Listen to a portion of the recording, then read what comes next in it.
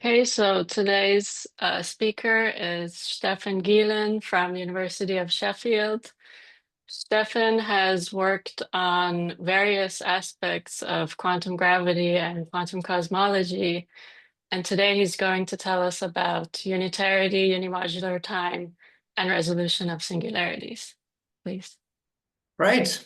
Thank you very much. Thanks for the introduction, and also thanks, of course, for the opportunity to talk about some of my work here.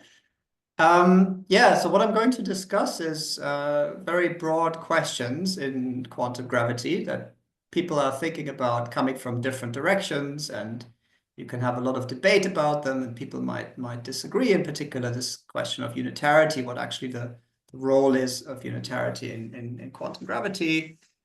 So I want to focus on that here from a particular perspective, mostly simplified models of cosmology and black holes, where you can actually do calculations analytically. And I want to connect unitarity, which is, of course, about time evolution, right? So we have to talk about what time actually is in quantum gravity, what is our standard of time that we use for this. Here, I want to use in particular one notion of time, so-called unimodular time, that comes from a certain way of looking at general relativity, which I will introduce. And I want to make this connection to resolution of singularities, which is something I guess that we might want to do in general in quantum gravity. We might want to explain what actually happens at the singularity inside a black hole, for example. So these are questions I've been working on for quite some time, and here's some references here. So the first two papers here that I'm going to discuss, this is work with Lucia Menendez-Pidal, who used to be a PhD student with me in Nottingham. This is mostly about a cosmological model that I will introduce. This is a more recent paper that we wrote on a black hole model. And then the most recent work is with Sophie Reed, who's now a PhD student here in Sheffield. And this is just a few months old, and also about black holes. So just some basic introduction here. Of course, in standard quantum mechanics, we always emphasize unitarity of time evolution as one of the most basic properties of our theories. So this is what we teach, I guess, undergraduate students, that this is very important in quantum gravity. You have a unitary time evolution operator, and this is something we might connect to probability interpretation. Sum of probabilities has to be conserved and things like that. Now, when we go to quantum gravity, it's already less clear what we mean by that, for example, by this probability interpretation. So in a sense, we have to decide what we do with this notion of unitarity. It certainly has to come out somewhere. There has to be some kind of semi-classical or QFD, curved space-time limit, where we recover the usual ideas from quantum mechanics. But if we think more fundamentally, we have to find ways of defining this even away from this kind of regime, sort of in the deep quantum gravity regime, I guess. And we can already ask, for example, what kind of time evolution we're actually talking about here, right? Because if we're thinking in GR, then T is just a label, it's just a coordinate. And so I can talk about time evolution with respect to different notions of time, and then that might be unitary or not. And usually there's some kind of middle ground where people sort of think there's some kind of well-behaved, physically reasonable notion of time or notion of clock, and the evolution with respect to that clock should be unitary. There's already a clash here with the general covariance of classical relativity, because it seems like we can't just pick any time for this, right? We can certainly choose time coordinates that have strange properties that are maybe only locally defined and then kind of diverge because the coordinates are only defined locally. And certainly asking for unitarity with respect to such a less well-behaved clock can give you very strange predictions. So you have to choose some class of clocks that, in a sense, are the ones that you use for unitarity. Some higher principle seems to be needed. It's not clear to me what it is. But one thing I want to highlight here is that by choosing the right clock, it seems that we can generically, in a wide range of situations, actually resolve classical singularities. And I will show you some examples of that. I can see a few people. I can't see everyone. So if you have a question, just shout, I guess. So an example here of where unitarity is non-trivial. So if we're just thinking about standard quantum mechanics, unitarity of the time evolution operator is usually represented as a self-adjoint Hamiltonian, right? And you all know that. And there are examples where the self-adjointness requirement is already quite non-trivial. So you have to go a little bit beyond the simplest cases of Hamiltonians that you see in undergraduate quantum mechanics. But here's already one example. So this is a radial coordinate. So this is, for simplicity, I'm just presenting this as a 1D problem. But basically, you think of R as some kind of radial coordinate. And here you have an attractive potential. It's not 1 over R like in the hydrogen atom, but it's 1 over R squared. And so here you have this kind of dimensionless coefficient, which gives you the strength of this interaction. It has to be above some critical value. So this is, if you want, a strongly attractive potential at R equals 0. So you can solve the Schrödinger equation, you find your energy eigenstates, and you can write them in terms of these Bessel functions here. So this is just the exact solutions that you find. No problem up to this point. But these solutions have quite interesting behavior. So in fact, as you approach R equal to 0, which is your classical singularity, these solutions start oscillating, and they actually oscillate infinitely many times. So the oscillations basically pile up as you go towards R equal to 0.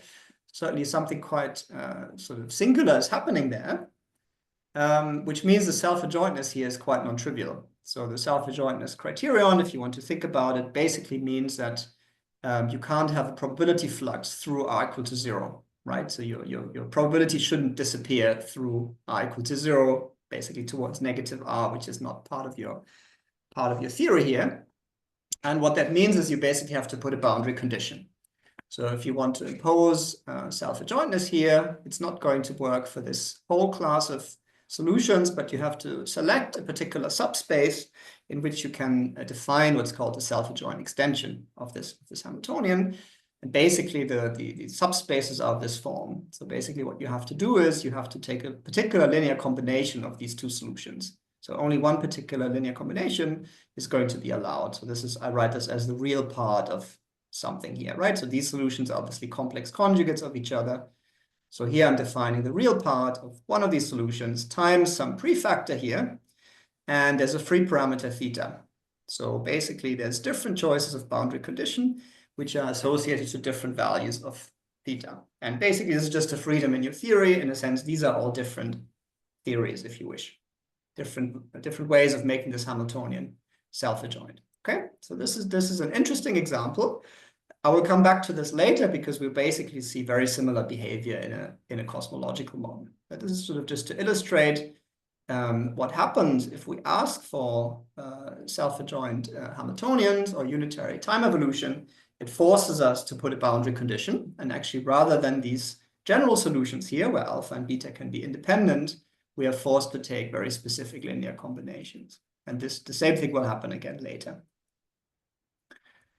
So again, coming back to quantum gravity, in general relativity, we have no preferred standard of time. We are free to choose coordinates. So we have to ask what is meant by time evolution. Just for clarity, the value, the parameter theta presumably corresponds to some delta function potential at the origin.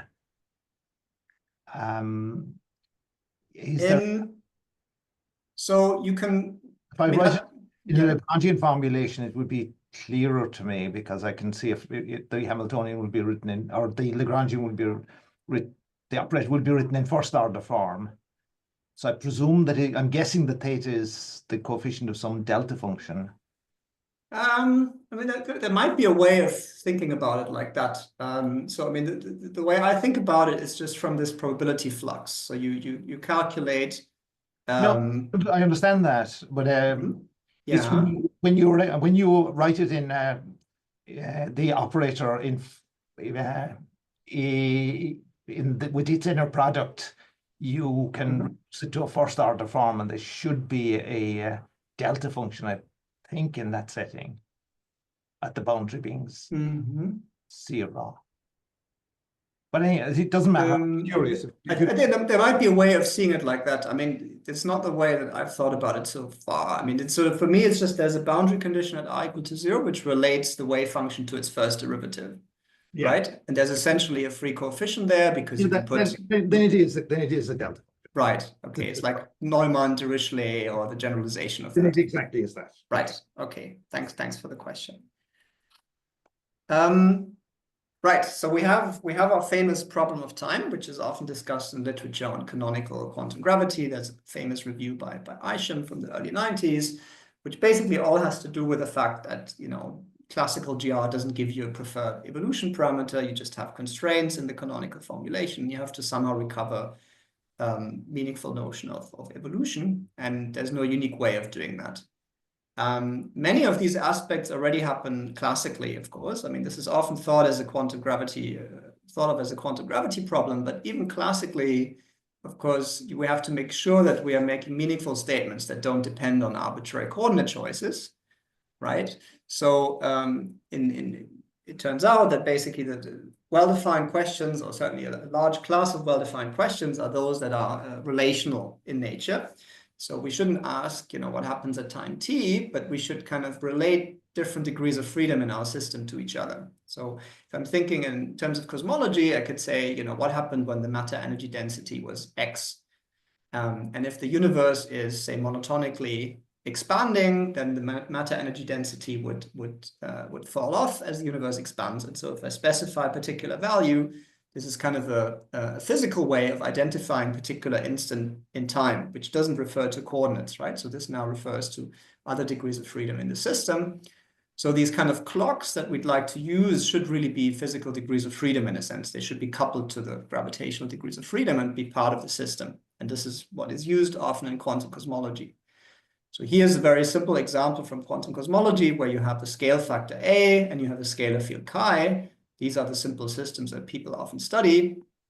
And I can describe the evolution of the universe as parameterizing A relative to chi or chi relative to A, right? As the universe evolves, the scale factor will change and the scalar field will also change. And you might want to identify one of these as the clock. For example, again, if your universe is expanding, monotonically expanding, then the scale factor is actually a good characterization of time, right? You just specify time as relative to the expansion of the universe. But if you want to do this globally, you want this kind of property of things evolving monotonically on a global level, and you can find very simple counterexamples where this is actually not possible. So this is a simple model studied by Kiefer a long time ago. This is a closed universe, and the scalar field is coupled, has a conformal coupling to gravity. And if you solve the classical equations of motion, you basically find these solutions, which are basically ellipses. And you see that, of course, A, the scale factor, you know, here it grows and then here it decreases again because of the spatial curvature. The universe recollapses. And the same for chi, right? Chi changes direction. So neither of these can actually be global clocks. So I'll be looking at cases which are simpler, where there are good candidates for global clocks. So I'm basically avoiding this problem. Now, if you look at ADS-CFT and string theory, so there's a very different point of view on these questions. So in the ADS-CFT correspondence, you have this kind of holographic duality where basically you're interested in studying quantum gravity here in the bulk, and you actually map it to a boundary theory. And the boundary field theory has a well-defined notion of time evolution. There's a Hamiltonian there, and there's kind of a global clock here, if you wish, which tells you what unitarity means. So in that sense, because you have this boundary theory, that kind of fixes this notion of unitarity for you. From my point of view, I'd like to map this somehow to the bulk, and I'd like to understand what happens in terms of unitarity. For example, when there's a singularity, like a black hole or cosmological singularity, that to me seems to be quite non-trivial and quite involved. And I definitely want to look at cases where there is no conformal boundary. And then, of course, you don't have this boundary theory. So here's basically one of the candidates that I wanted to advocate here for using a particular clock degree of freedom. So this comes if I slightly extend general relativity to unimodular gravity.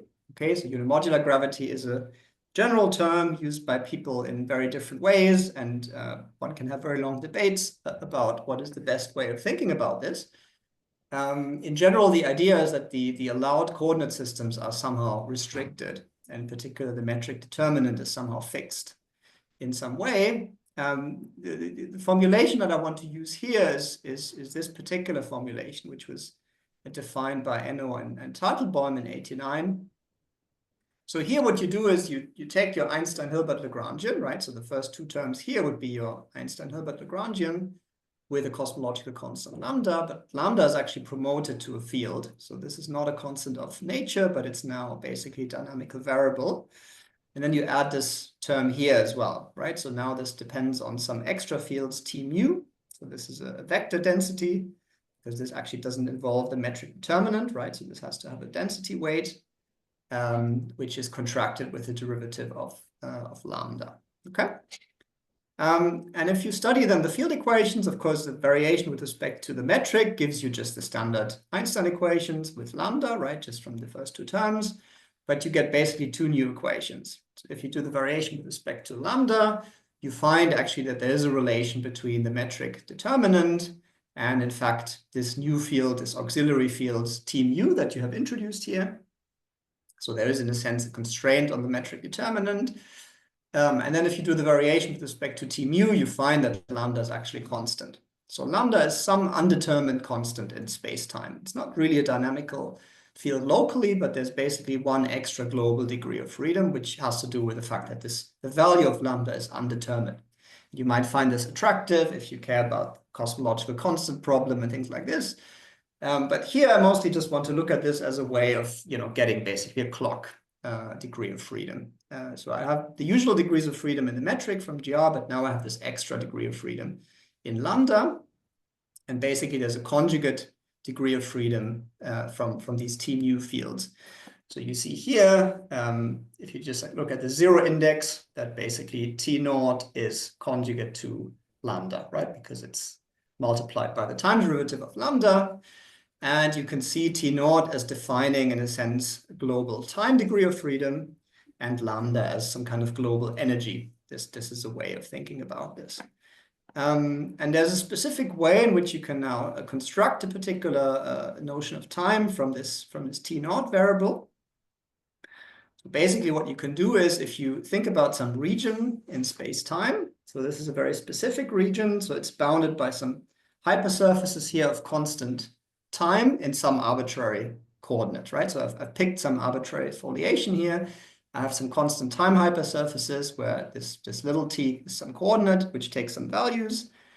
And now you want to calculate the volume of the region that's in between these. So you have to assume that these are somehow compact and finite.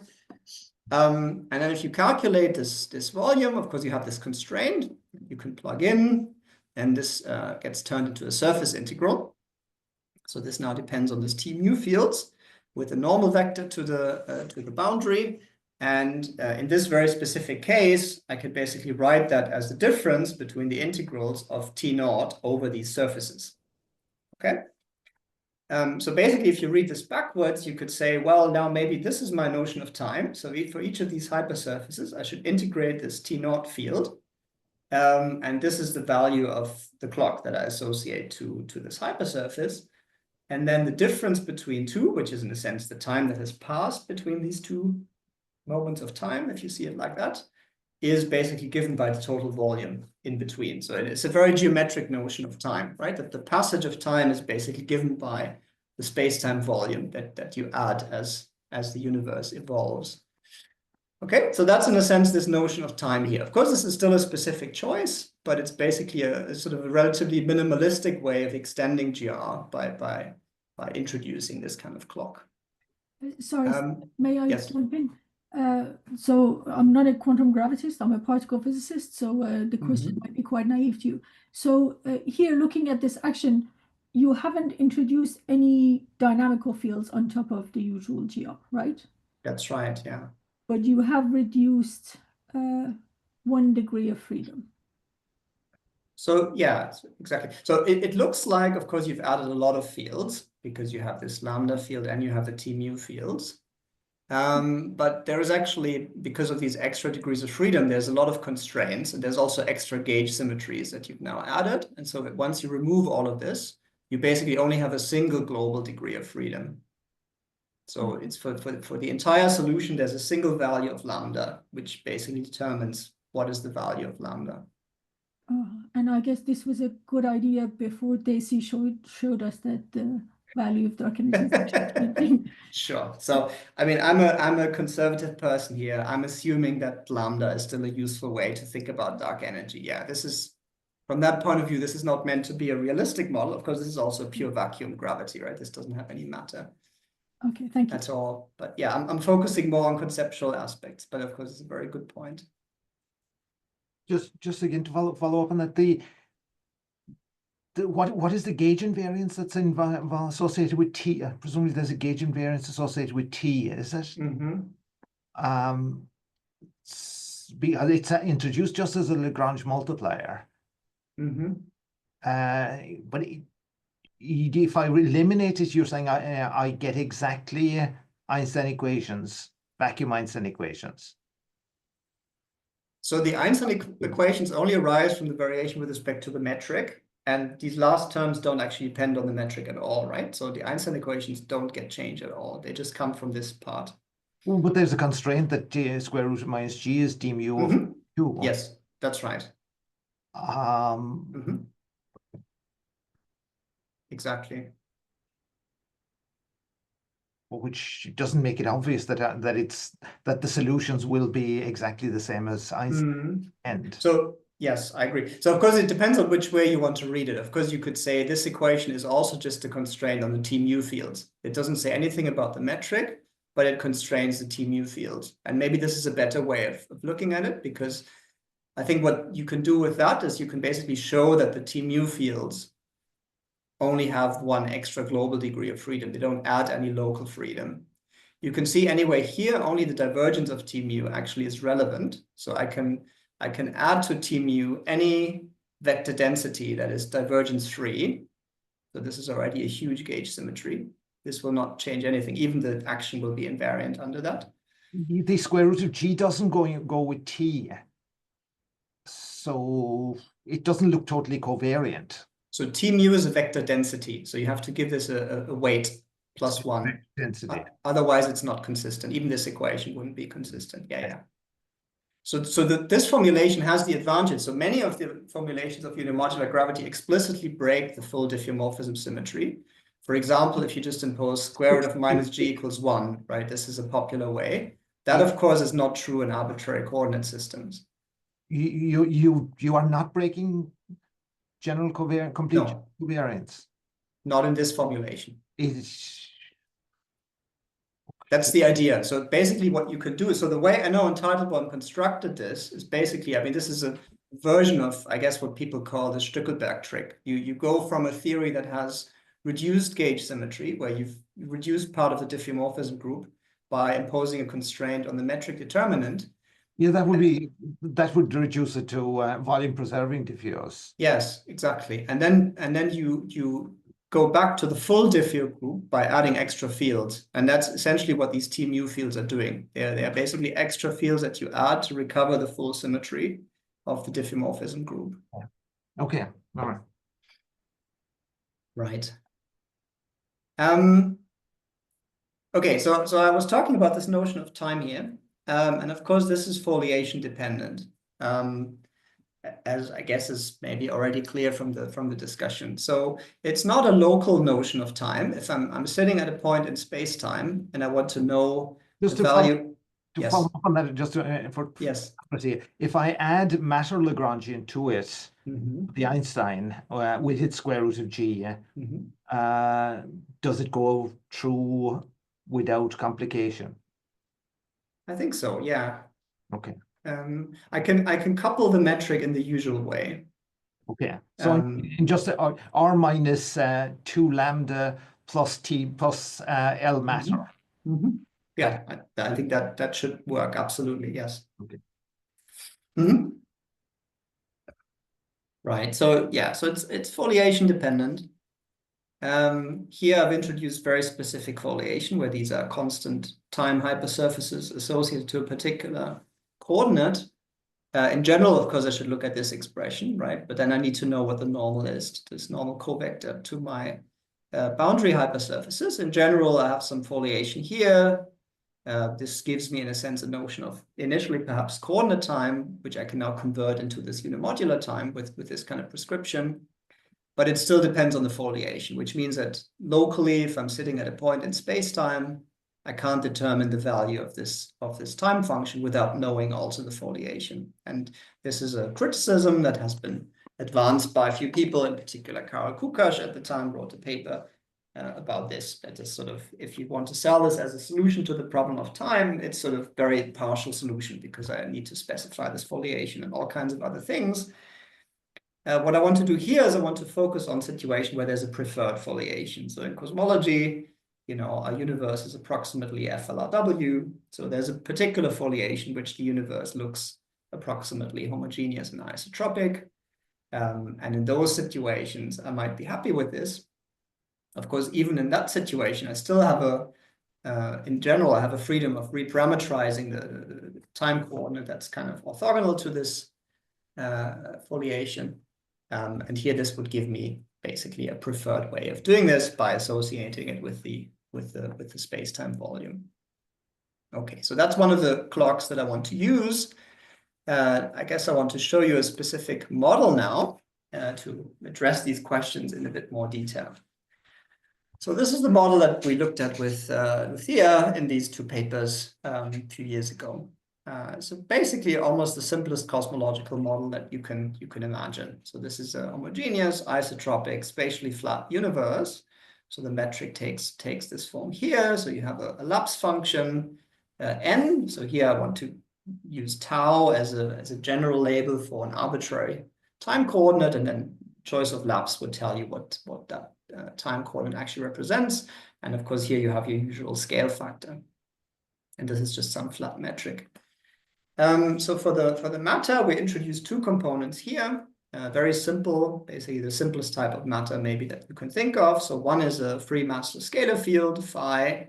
So no potential, no mass. And then I also want to add a perfect fluid. The perfect fluid is characterized in this case by energy density rho and some equation of state parameter W. Okay.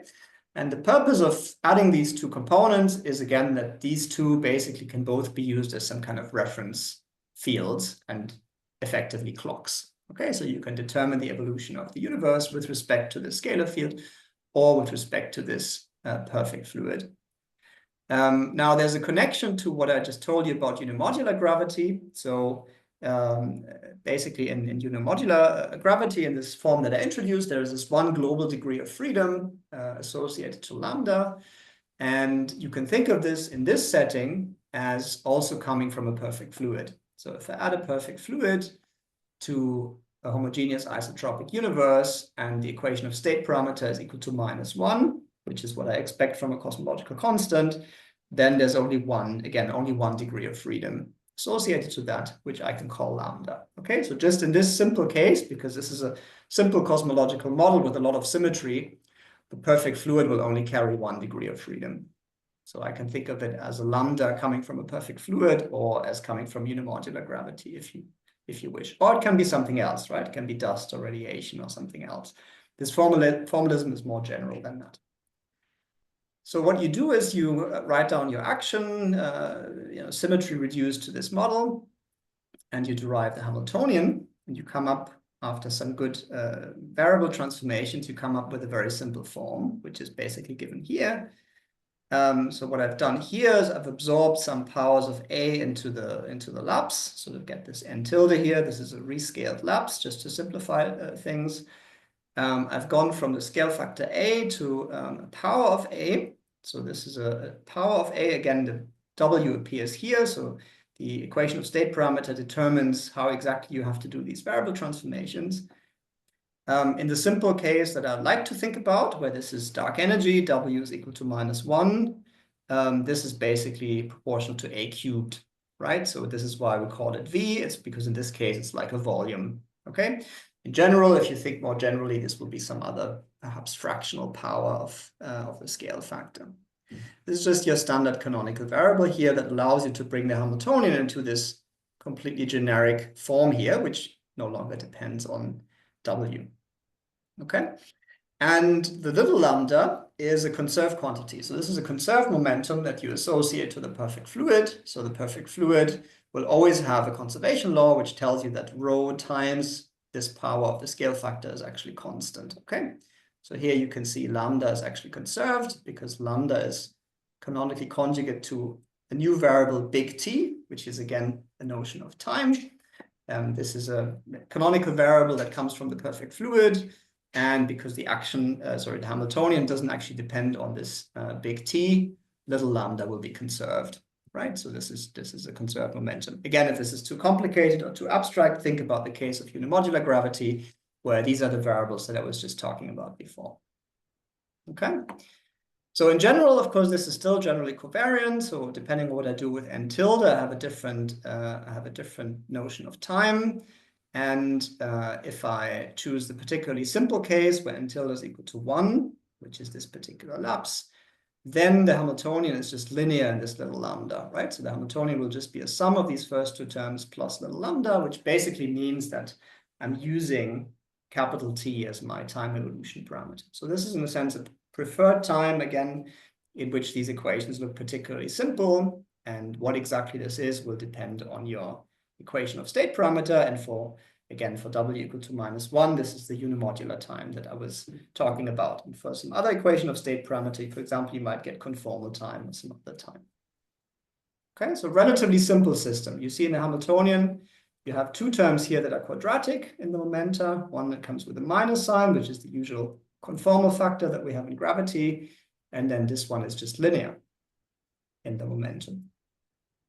The point is, okay, I'm starting now with a classical analysis, and I want to derive the classical solutions. And this can be done explicitly because the model is so simple. Okay, so what I want to do is I want to pick one of these variables as a clock. Again, I want to take this relational point of view, right? And ask, for example, how is the volume of the universe changing relative to, for example, this perfect fluid time, this capital T, or the scalar field phi. Certainly these T and phi variables are very good clocks from the general conceptual point of view because they always evolve monotonically. For the scalar field, this is again because this is a massless scalar field that doesn't have any potential, so it just runs away. It has some kinetic energy, and it's either decreasing or increasing, and there's no way in which this can turn around. So these are the classical solutions which you can derive. Okay, so here I'm giving you the volume as a function of, so this should be a big T. This is not so clear here in the plots, but I'm using this capital T from the perfect fluid. And this is the volume of the universe. There's basically three types of solutions depending on the sign of this lambda. And this little lambda, you can think of this as a cosmological constant or the generalization of that in the general perfect fluid case. It can be positive, negative, or zero. And basically, if you have, for example, the solid line here is the positive case, maybe the more interesting one. These are the standard cosmological solutions you expect. This is a contracting universe that ends in the Big Crunch. Or here you have one that comes out of the Big Bang, just expands forever, right? This is exactly what you expect. This is your standard kind of textbook cosmology. This case here, the dashed line lambda is negative. You have a recollapse, as you would expect from a negative cosmological constant. Here you see what the scalar field is doing. So phi of t, the first thing is what you expect, which is that, when the volume goes to 0, these are singularities. So the scalar field will diverge. So it goes either to plus infinity or to minus infinity. This is what you expect at singularities, right? But it will have very interesting consequences when we think of this as a clock, right? Because it means that as you approach the singularity, basically your clock diverges in some way. Either it goes to plus or to minus infinity. And there's another feature here, which is maybe not so clearly visible. And this is again for the solid line, so positive lambda. You see that the scalar field asymptotically only goes to a constant. So here, as you go to infinitely large volume, the scalar field in this case only goes to 0 in both branches here, which again you can think of physically as the universe expanding. The scalar field just loses its kinetic energy and eventually settles down to a constant.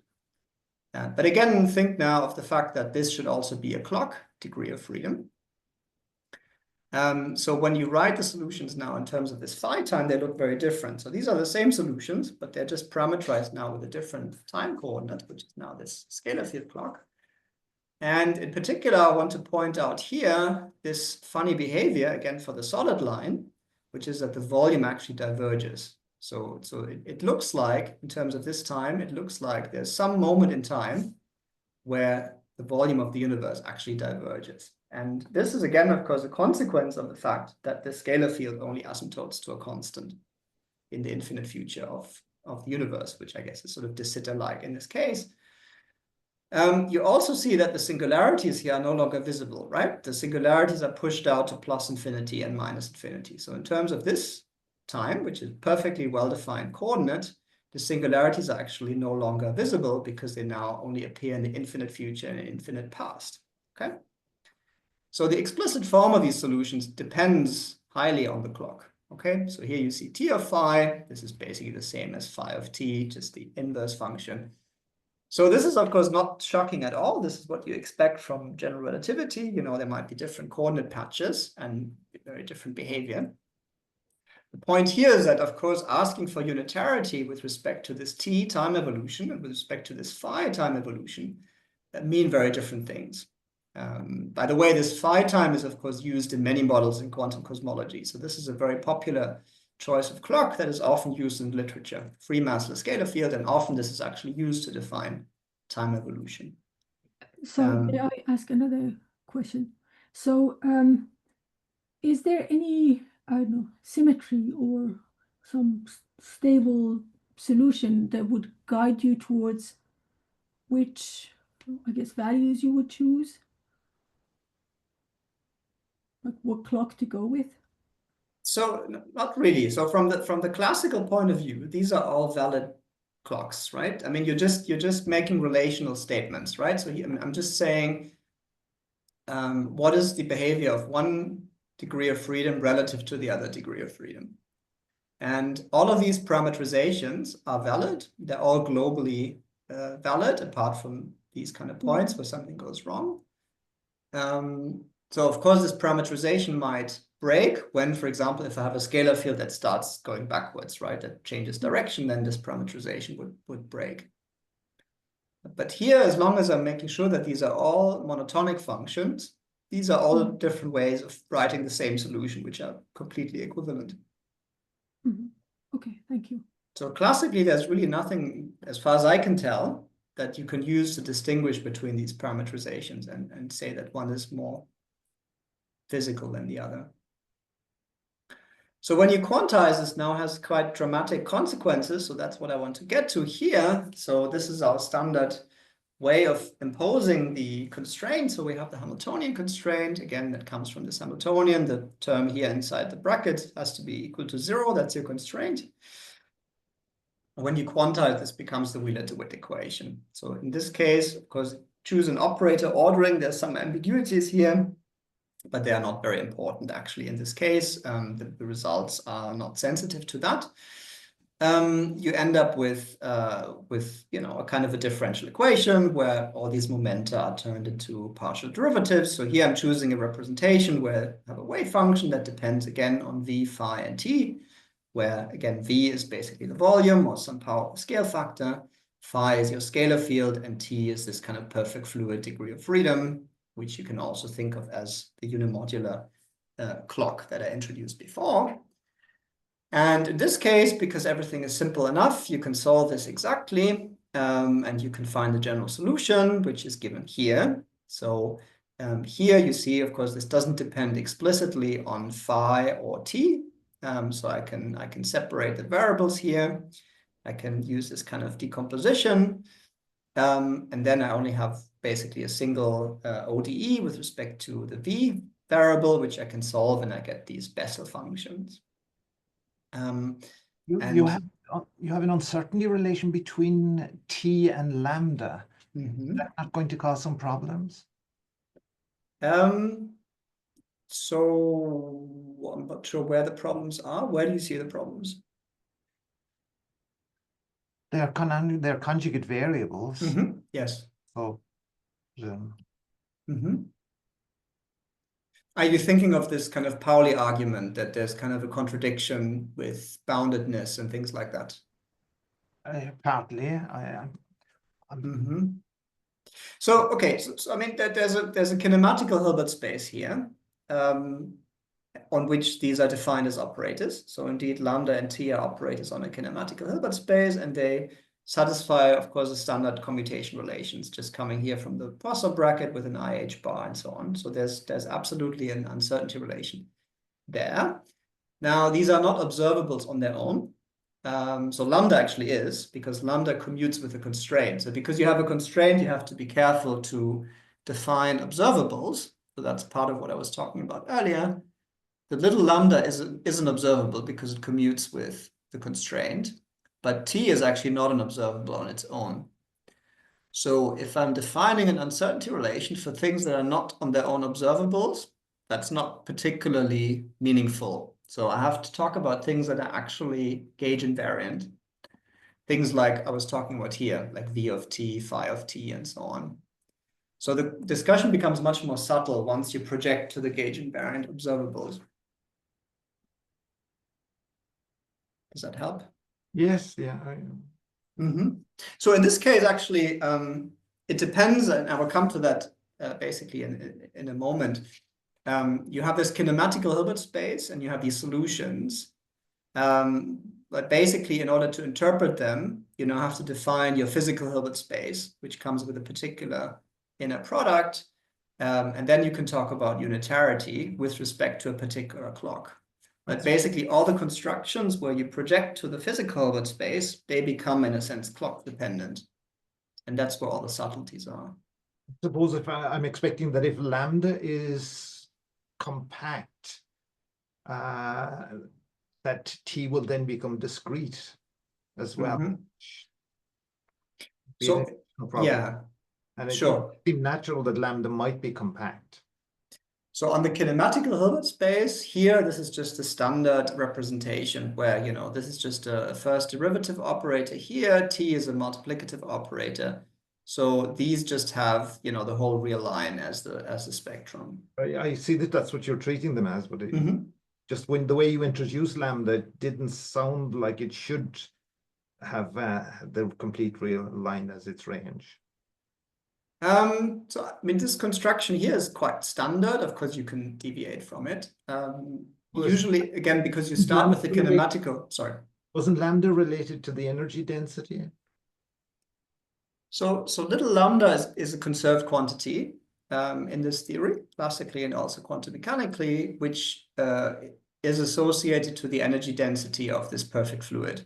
So if you're thinking in terms of unimodular gravity, that's just the integration constant that you might call the cosmological constant. So the value is arbitrary, is not fixed by any principle.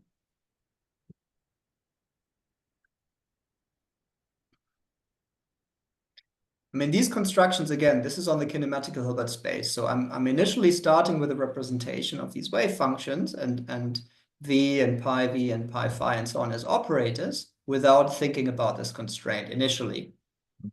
And there I'm just following the standard representation. Then, of course, you can impose a constraint, you get some solutions, and then you have to worry about the actual physical inner product of the physical Hilbert space, which is going to be some kind of subspace, but you will also have to change the inner product because otherwise these are never going to be normalizable. This is the usual problem you have. Okay. Right. So the point I wanted to get at here is that I can now ask about unitarity in this context. So this initially is just a differential equation where I have different variables and neither of them necessarily has the role of time. But I can pick one and say that is the clock, and I'd like to have some inner product that's conserved under the evolution with respect to this variable. And depending on how you choose that, this is very similar to the case I showed you in the beginning of one of our R-squared potential. The solutions are actually the same. There are these Bessel functions here. And you will have the same issue that there's a boundary condition, in this case at v equal to 0. So v, basically this volume variable plays the role of this radial degree of freedom that I had in the beginning. and you don't want your state to kind of disappear through v equal to 0, and this will force you to put some boundary condition there. And of course, depending on how you have to do this and what the boundary condition actually is, or whether it's there and whether it's needed, it will have very different consequences. So I wanted to show this here just in terms of some plots. Okay, so I'm starting with this Wheeler-DeWitt equation, and then here there are two cases where I'm asking for unitarity, either with respect to this perfect fluid time t, or with respect to the scalar field phi. Okay, and what that means is I have to worry about boundary conditions, and the boundary conditions are related to classical solutions terminating. Okay, so basically these are the same solutions I showed you before. This is for positive lambda. So the solid blue line, this is basically what the solid black line was before, right? So these are the solutions in t time, v of t, and this is the solution in phi time, v of phi. Okay, so these are now represented in terms of these blue lines. And I have to worry about unitarity when the classical solution here goes to 0, for example. And this happens at some finite time. In general, I will not have a self-adjoint Hamiltonian here unless I put a boundary condition. So again, I'm forced to go to a subspace of solutions parameterized by some free parameter, which is associated to the choice of boundary condition. Here, this is maybe an unusual case because here the boundary condition is actually at infinity. So the classical solution goes to infinity at some finite time. And so quantum mechanically, if I want unitary time evolution, I actually have to put a boundary condition at infinity. Maybe a less common situation, but this is what you get here. And so depending on how you do this, so here these different colors represent different states here in these theories. So these are Gaussian states, semi-classical states, which are sharply peaked on some kind of classical trajectory. And you can see that they follow initially very closely this classical solution. But then here you basically, because of this reflection behavior, these are expectation values. So I'm just plotting here the expectation values. They start deviating a lot from this classical solution, okay? So classically, you end in the singularity, the big crunch, or you come out of the Big Bang. Quantum mechanically, you have to use this kind of reflection behavior if you want to preserve unitarity. And then if you focus on the expectation values, you get this kind of interpolation here, right? That goes from a contracting to an expanding universe, I guess, and connects you between these classical solutions. This one is a weird case because this is in a sense the infinite future of the universe. Basically in de Sitter space, the volume would go to infinity. Again, because of this boundary condition, this is now replaced by this kind of finite maximum here. Your state actually gets reflected. And so rather than reaching kind of the infinite future, you only go to some finite maximum and then you get reflected and you end in a contracting phase. Okay, these are of course different states, and so these values here, exactly what is the minimum of v and so on, these depend on the free parameters in your state. So these are not somehow fixed by the theory. But basically the point is you're not allowed to have these singularities anymore if you want unitarity in your solution. And because of these two behaviors, as you can see, being completely different, this is all dependent on what you use as the clock. So this is basically a summary of the things I already said. So the classical solutions, they can terminate at some finite time, because this is what we're used to. For example, this capital T time reflects what we normally expect in cosmological solutions. We have a big bang at some finite time in the past, or big crunch at some finite time in the future, if it's a contracting solution. The phi time, I already mentioned this. This is because the scalar field only settles down to a constant. And so we seem to have this singular behavior here. Classically, that's not a problem. This is just what we expect from GR. These are just different coordinates. Quantum mechanically, it means that if we impose unitarity, then we have to extend the evolution, right? Unitarity just means there's a time translation operator, which somehow, if you start here, moves you beyond where this classical solution terminates. And so you can't just stop. You have to evolve the state further. And this means you have to evolve beyond this classical singularity in some way. And this is completely generic. Of course, how exactly you do it will depend on, for example, how you choose this boundary condition. So there's old discussion of this in a paper by Gautier and Desmarais. So they talked about this in the context of quantum cosmology, and they were mostly interested in cosmological singularities. So they looked at different clocks, different standards of time, which they classified as what they call slow and fast clocks. So what they call a slow clock is a clock that is finite as you approach the singularity, right? So it only goes to some finite value, then you hit the singularity. The fast clock is one that would actually run all the way to infinity as you approach the singularity, okay? So from the perspective of singularities, this T clock is a slow clock, and this phi clock would be a fast clock. They didn't really worry about these situations here where the volume goes to infinity, so this is in a sense an extension of what they're doing. They have this general conjecture where they basically say that unitarity with respect to a slow clock will always give you non-singular solutions. Whereas if you have unitarity with respect to fast clocks, then you actually follow just the classical collapse, and there's no way of avoiding the singularities. So in this case, for example, here, if you go all the way to infinity, you will just follow the classical solution better and better. There's no way in which the singularity is actually resolved because there's no boundary condition here. So in a sense, what we show here is an extension of this conjecture and a sort of a generalization to other cases. So I guess if I have another 5 or 10 minutes, I'd like to talk a bit about black holes at least. It's a very similar story, just with different models. Okay, so this is the more recent work. So if you have a spherically symmetric black hole, for example, the interior is also homogeneous. So very similar, spatially homogeneous, so very similar methods apply. An even simpler case is this one here. So this is a planar black hole, an ADS black hole. So this is something that's come up in the literature on holography and string theory. So basically in this parametrization, here you're looking at the interior, right? So R is like a time-like coordinate and T is like a space-like coordinate, as you always have in the inside of the black hole. R and T basically swap roles. So here you would expect to see an S2 metric, right? Your d omega squared or whatever in the Schwarzschild case.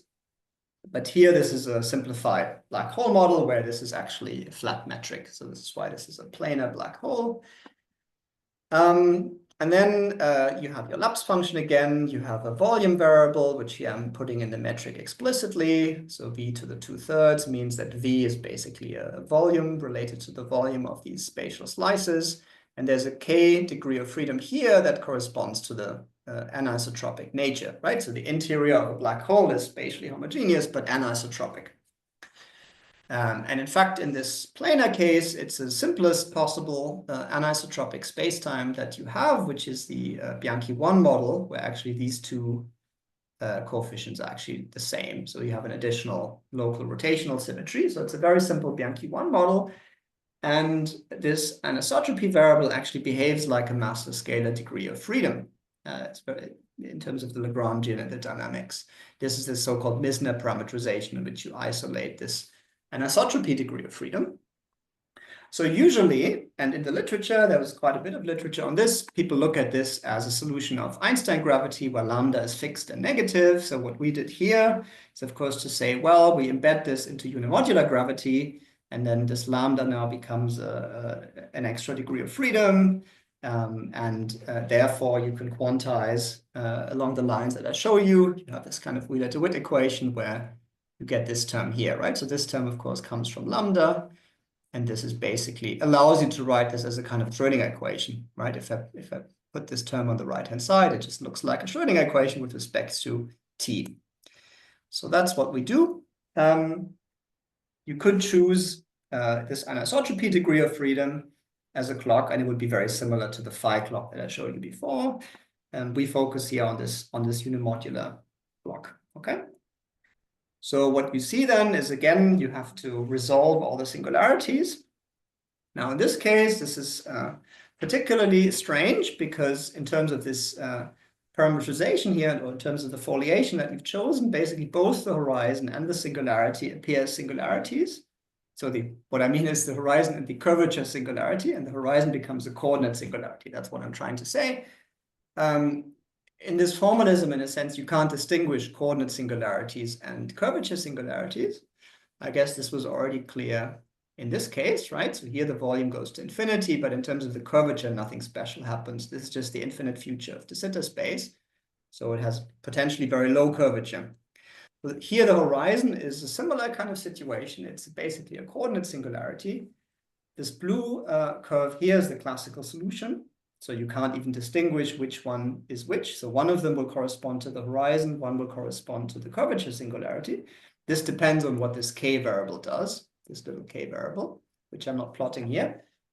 But basically both of these have to be resolved by some quantum transition. So this is a quantum state, again, a highly peaked semi-classical state. You can see that it follows the classical solution here. But then once you get to smaller values of v, you have to deviate, you get reflected because of this boundary condition.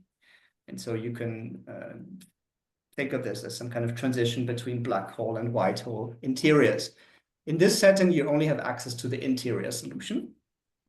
So maybe this is a bit unsatisfactory. This is because of this coordinate chart that you've chosen here. So in a sense, this is all coordinate dependent, because this coordinate chart really only covers the interior. So you can't really say anything about the exterior. So the most recent work that I want to mention here actually goes beyond that again. So this is now Schwarzschild ADS. So we now put the S2 metric here. So we have spherical topology for the event horizon, for example, something that's positively curved. And we're introducing a different coordinate system. So here we are using a parameterization of the metric that's slightly different from what I showed you before. So here there's two functions, eta and psi. Okay, so you can see this depends on eta and psi. N is again still the lapse function. Eta, you can see here, in a sense, measures the area of these two spheres of constant r. Okay, and when eta goes to 0, that's a curvature singularity. So this is the usual curvature singularity where your spheres shrink to 0 size. So you can see that from this term. The psi variable here is allowed to change sign. And when psi changes sign, you see, of course, that these overall signs will change as well. And so this basically allows you to go through the horizon. So this is now parameterization, which also includes the exterior and just corresponds to psi changing sign. It turns out that this is particularly convenient as a parameterization. If you look at the Wheeler-DeWitt equation, it's actually even simpler than the ones I showed you before. So we are working again in unimodular time. So you have this capital T. This is the same variable that I used before, this kind of unimodular degree of freedom. So here I'm already writing this as a kind of Schrödinger equation, which I could have done already here, right, by just putting this term on the right-hand side. Then it looks like a Schrödinger equation. I can call the other terms basically Schrödinger Hamiltonian, which is what I'm doing here. So I'm just calling this HS. HS by definition is this differential operator here, which just corresponds to the other terms in your Wheeler-DeWitt equation, and here takes a particularly simple form. So this you can actually solve analytically, and the solutions are basically just plain waves. So they are simpler than the Bessel functions I had before. We still need unitarity. If we ask for this to be self-adjoint, this is very non-trivial, and we still get a boundary condition here at eta going to 0. Right, so this is the point where unitarity becomes non-trivial. This is again where the classical singularity is, in this case the curvature singularity inside the black hole, and this is where you get your boundary conditions. So as you might expect already, you will again get this reflecting behavior, right? And so what you find is some picture like this. Whenever you have a singularity, this is now replaced by some kind of quantum region here where your state gets reflected. Here I'm just showing you a picture where lambda is equal to 0. So again, because this is in unimodular gravity, lambda is an integration constant. This would be a scenario where the state is sharply peaked on lambda equal to 0. So you can think of it as basically your standard Schwarzschild black hole. And here you've got the maximal Kruskal extension. And you can just see from this picture, this is just an illustration of the fact that here these classical singularities are replaced by these quantum regions, and so you can actually continue the evolution through that region, and you basically end up with, again, a black hole turning into a white hole if you wish, because this this state will just be continued on the other side. Okay, so this is completely analogous to what I showed you before for the case of cosmology, where you had this resolution, for example, of the Big Bang singularity. There's one extra feature here. That's the last thing I want to mention, because I'm already a bit over time, I guess. There is this free parameter in the choice of self-adjoint extension that I mentioned in the beginning, this theta parameter that we also discussed. So here, this has a particularly interesting interpretation. So again, it's of course a free parameter. So it's an ambiguity in the theory, which you have to fix somehow. But here, this is related to so this actually appears in the black hole or white hole mass for semi-classical states. So if you define one of these Gaussians that I always want to define, you can calculate what you think is the mass of this solution in terms of the black hole or white hole, and it's actually proportional to this free parameter that comes from the self-adjoint extension. And what that implies is that depending on how I choose this parameter, basically the mass can only be positive or it can only be negative. So basically there exists a class of well-defined theories in which this parameter is chosen to be such that there's only positive mass solutions. So only positive black hole, white hole mass solutions. And this avoids one of the big problems that you might have, which is an objection that often comes from people thinking about singularities. And the objection is that, you know, if we're able to resolve all singularities somehow magically because we have quantum gravity, then we would have things like negative mass Schwarzschild black holes, right? Because this is a well-defined solution in classical GR, which has a naked singularity, right? So classically, you would say this is perhaps excluded, this cannot be formed and violates cosmic censorship and so on. But if there's no singularity anymore in the quantum theory, then there's no principle that avoids the existence of these states. And then, of course, if we can form these arbitrarily negative mass black holes that have no singularities, it seems that we are in trouble, right? Because everything would presumably become unstable because these things could just be formed dynamically. So here in this case, of course, this is a very simple model. This is a symmetry-reduced model where you only quantize very few degrees of freedom, but it seems that you can avoid this problem by choosing the self-adjoint extension in a nice way. What happens as you cross the horizon in this case? So this is really nothing special. So in this case, of course, so you have this kind of R min, which is sort of, you can parameterize this in terms of the usual Schwarzschild coordinates. So you can go from this funny coordinate system to one that's maybe more familiar. And you basically find that there's a minimal radius here, where the solution basically gets glued to the white hole in a sense. So this is basically cut out. This region in between is not part of the solution. Now, of course, this R min will be determined by some free parameters in your theory and some free parameters in your state. So in principle, you can choose R min so that it's at the horizon or even outside the horizon. And then, of course, this is a very pathological solution. But if you choose it so that it's well inside the horizon, then at the horizon, nothing special happens at all.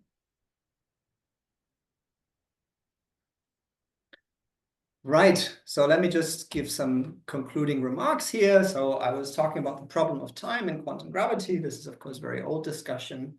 Which t should we use as the time evolution parameter, and should we ask for the theory to be unitary with respect to, you know, one particular notion of time?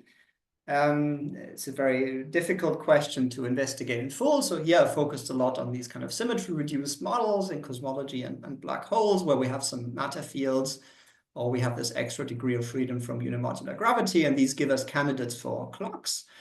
And then if we choose different clocks, even for the same theory, to define unitarity, we'll get completely different theories from this kind of self-adjoint extensions that will have very, very different physical features.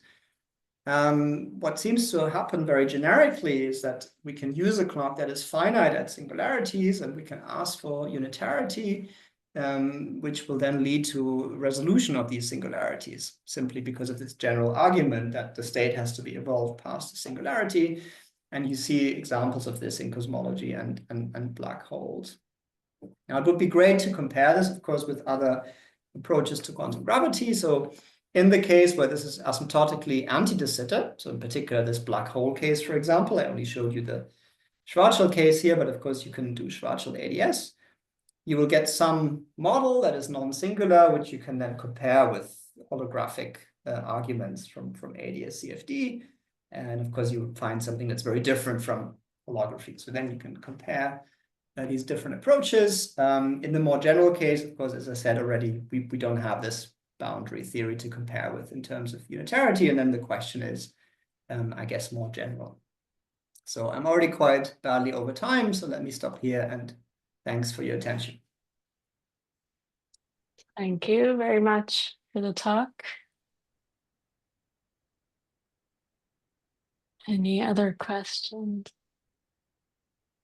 Yes, if I may, I have a bunch of naive questions. So I'm still a bit, it doesn't feel good that the result depends on, sorry, my voice is quite worse. Depends on which clock we use. Would you say that we have to maybe rethink general covariance altogether? Yeah, so in some way you absolutely have to. So it seems like you certainly can't have unitarity with respect to all possible coordinate times. That just seems way too strong as a requirement. Yeah.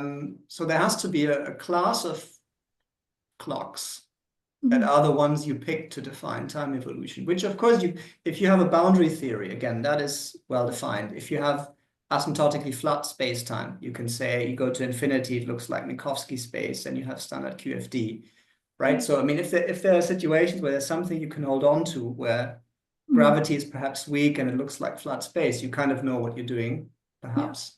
Yeah. But in the completely general case, for example, in cosmology, it's just an FRW solution, doesn't look asymptotically flat. Yeah. It's less clear to me what the right approach is. Yeah, and it certainly raises a lot of basic conceptual questions. Absolutely. Okay, thank you. Oh, and another question. So, I mean, obviously, when you write a paper, you kind of deep in your heart, you think this is what nature should be doing. So, do you think this is something that I know more general models should kind of recover at certain limits? You know what I mean? Yeah, so I think it's so I think if these kind of ambiguities and this dependence on the choice of clock is already manifest in these very simple symmetry reduced models, I would say it's definitely going to be a problem if you go to more general models. So yeah, I think absolutely this is a general question of quantum gravity, especially, of course, this is all canonical. I didn't mention path integral approaches where you have different perspectives, but in the end, you have to define something that you have to interpret in your formalism, and you have to ask where unitarity comes in. And usually we think of it perturbatively, but to do it non-perturbatively is, it's certainly going to be a tricky question, I think, for any approach. Yeah. Thank you. Thanks. Are there any scenarios where you would be okay with or even welcome non-unitarity? Yes, so you can certainly define examples where it doesn't make sense to ask for unitarity. So that's what I was trying to say in the beginning. And this is true even for classical systems. You know, if you think of something with periodic orbits, like a harmonic oscillator, and then you make a funny choice of clock, then description will be non-unitary. It's very easy to define these examples. There, of course, it's just you've made the wrong choice of coordinate. So that's not a problem. What I was trying to do here is to find clocks that are classically as well behaved as possible. They are just monotonic and they kind of decouple from everything else. So they should be perfect, reference standards, right? Just degrees of freedom that you can use. And even there, you already have these questions of which ones to use. And there, I'm not sure if I have a preference of. I mean, right now, I like this unimodular stuff a lot. But I mean, this is entirely just a personal choice of, a nice geometric degree of freedom that looks good to me. But I don't have any physical principle why this should be the preferred approach to defining unitarity. May I ask another question? Sorry, I don't know what has happened to my voice. So from what I understand, it's quite difficult to find a signature for this specific treatment. Would you say if you applied it to its dual CFD, you might get a signature? Have you applied it to its dual CFD? Yeah, so if you can do that. Yeah, so it has to do with this map, exactly. So it has to do with the map of unitarity between the bulk and the boundary theory and how that works. And that's certainly something I don't understand very well. I mean, this is a discussion that comes up, for example, with the black hole information paradox, right? That sort of people say, oh, you just map it to the boundary theory there, it's unitary. To answer the question of what actually happens in the bulk seems to be extremely difficult in this example. And that's, it's not really my area, but from my point of view, this is generally the case that actually if you ask a local question in the bulk, it's actually very non-trivial. So it's something I'd like to be able to do. It would be very interesting, but I don't think I know how to do this. Thank you.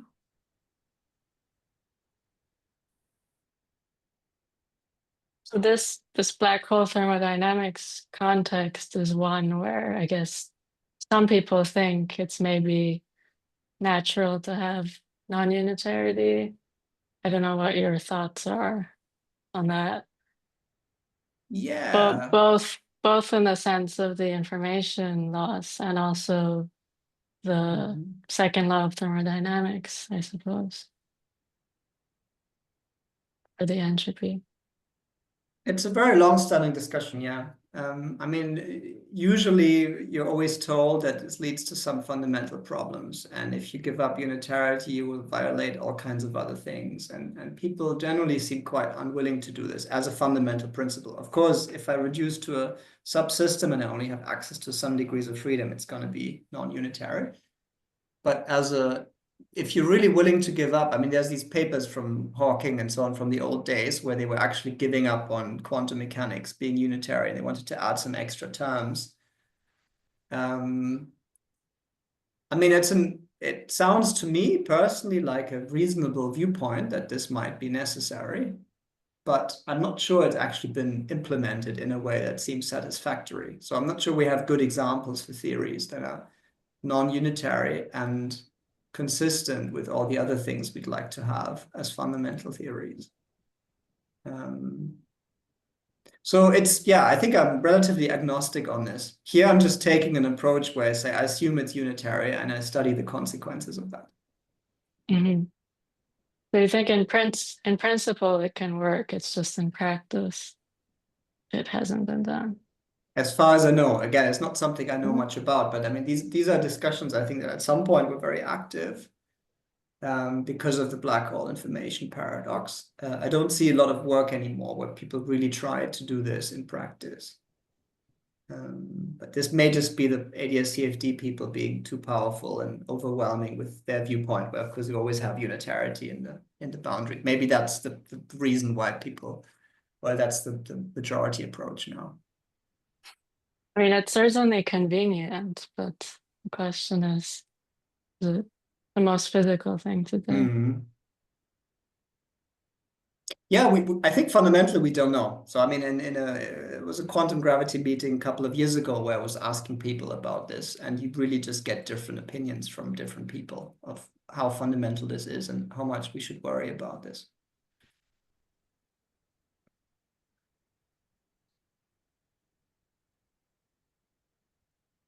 From a passenger point of view, you get a rather different perspective on in that you want a transition amplitude from an initial surface to some final surface, and a conjugate one that would have taken you. There's a square modulus involved, which means that you had a conjugate evolution as well, and you then want to extend that a little bit, and the unitarity is coming from that extension. It's not clear to me that it will give me anything similar to what you are seeing here. Though it looks like I could formulate the situation that you just described exactly in that setting. Has that been done? Yeah, great question. So I think it depends on what you expect from a path integral and how you define it, and whether you expect the results to be equivalent to a canonical treatment. Now, there's certainly cases where these boundary conditions that I was talking about appear also in the path integral. So if you think quantum mechanically, you think about a simple case like this here, where you're just on the half line, basically you have some attractive potential, and you want to describe what happens and whether it's unitary. Well, in the path integral, you'd have to sum over all the paths, and many of them will also fall into this singularity and what you do there. And certainly it seems to be the case that you can also put a boundary condition there. And if you ask for equivalence, I think that's actually the case where I've seen this delta potential that you mentioned earlier. I think that's something that people do, where then you put a delta potential there in the path integral. So there are certainly cases of this type where, from my point of view, the same problem arises, just in a different language. But I think in terms of quantum gravity, I mean, people have very different ideas in terms of what the path integral actually represents and what properties it has to satisfy. So I think it's also a question of what your starting point is and whether you expect a canonical formalism that's actually equivalent, or whether that's something you're no longer concerned with.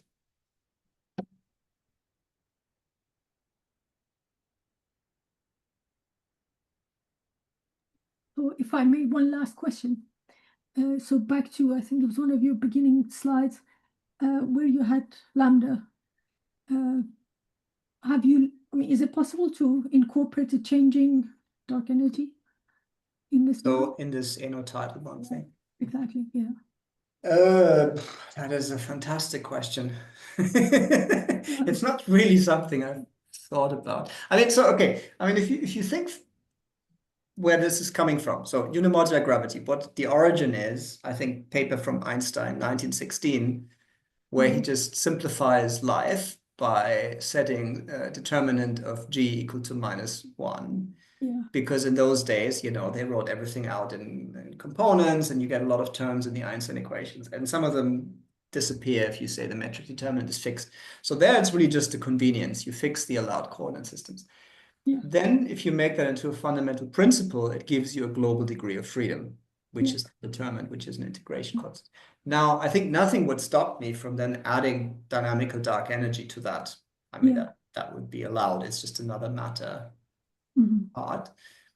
Now, is that appealing? Well, that depends on your viewpoint, I guess. You would still have an undetermined lambda, of course, floating around. So you would have this dynamical dark energy, and you would have an integration constant that's undetermined.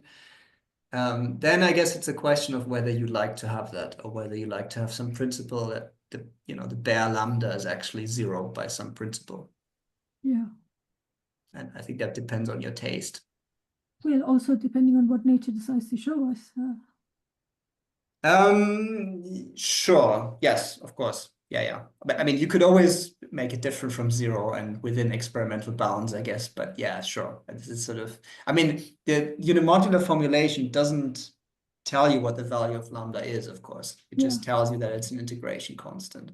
Yeah. So in a sense, it removes, in a sense, this idea that you have to fix that or determine that from some fundamental principles. Yeah, no, in that sense, I completely agree with you. But, I want a dynamical dark energy. So, I'm sure you could add that. I don't think it's been done. Maybe this is a good future project for our group. Yeah, but I'm not sure it's been done. Yeah. Well, if you end up working on it, please do let me know. I'd be very interested to see. Yeah, we'll do.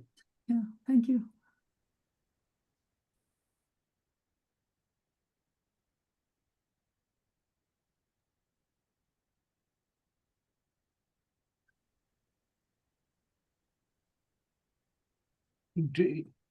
What is forcing the two lambdas there to be the same in that page? Sorry, I'm not sure I understand the question. But lambda in the Einstein term, and you've got this Lagrange multiplier term. Do I have to have them the same, or can I put some? Oh, you want to add a bare lambda here and then have the field lambda? Yeah, you can do that, sure. Sure. I mean, you can replace lambda here by lambda plus constant.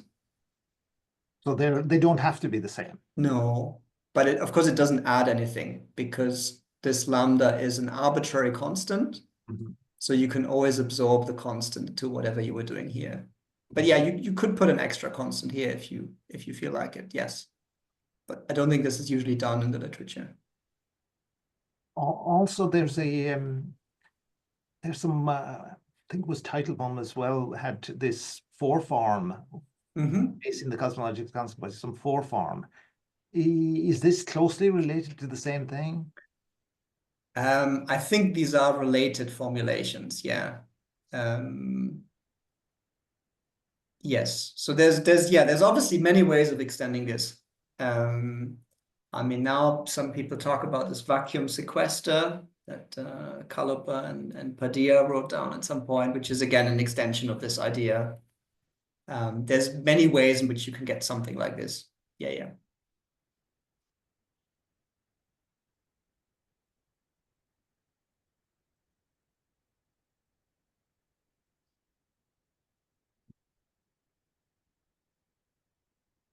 Thank you very much. I will stop the recording. Just Mm-hmm. don't need it going.